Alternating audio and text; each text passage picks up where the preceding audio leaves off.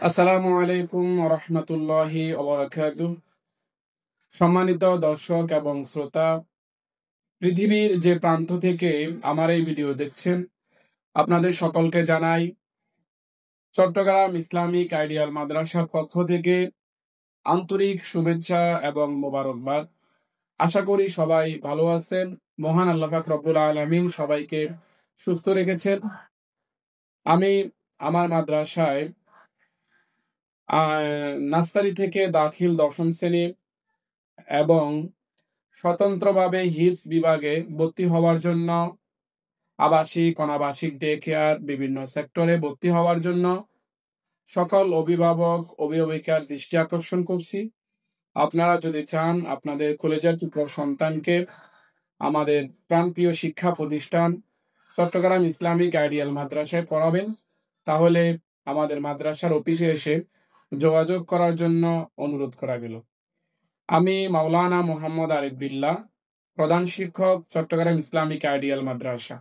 আমি আজকে হযরত আদম আলাইহিস সালাতু ওয়াস সালাম এবং হাওয়া আলাইহিস সালাতু ওয়াস সালামের একটি মুনাজাত সম্পর্কে আলোচনা করব, যে মুনাজাত করার মাধ্যমে তারা আল্লাহ পাক রব্বুল আলামিনের নৈকট্য লাভ করেছেন। মুনাজাতটি হলো, রব্বানা যালামনা আনফুসানা ওয়া ইল্লাম তাগফির লানা ওয়া তারহামনা লানাকুনান্না মিনাল খাসিরিন, যেটি আমরা 5 ওয়াক্ত নামাজের পরেই পড়ি।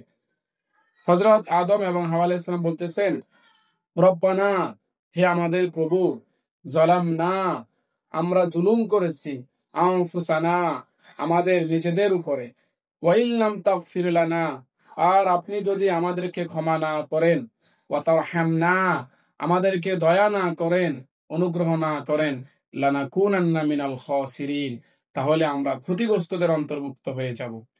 সম্মানিত দর্শক এবং শ্রোতা, আমরা 5 ওয়াক্ত নামাজের পরে যদি আল্লাহর কাছে হাত তুলে বলি যে আল্লাহ, আমরা প্রতিনিয়ত গুনাহ করতেছি, আল্লাহ আমাদেরকে ক্ষমা করুন, তাহলে আল্লাহ পাক রব্বুল আলামিন আমাদের আদি পিতা, পৃথিবীর প্রথম নবী হযরত আদম আলাইহিস সালাম এবং হাওয়া আলাইহিস সালামকে যেভাবে ক্ষমা করেছেন, আমাদেরকেও ঠিক তদ্রূপভাবে ক্ষমা করে দিবেন। আমি সকলকে 5 ওয়াক্ত সালাতের পরে রব্বানা যালামনা আনফুসানা ওয়া ইল্লাম তাগফির লানা ওয়া তারহামনা লানাকুনান্না মিনাল খাসিরিন এই দোয়া পড়ার আবেদন জানিয়ে আজকের এই ভিডিও এখানে শেষ করছি। সকলে ভালো থাকবেন, সুস্থ থাকবেন। আসসালামু আলাইকুম ওয়া রাহমাতুল্লাহি ওয়া বারাকাতুহু।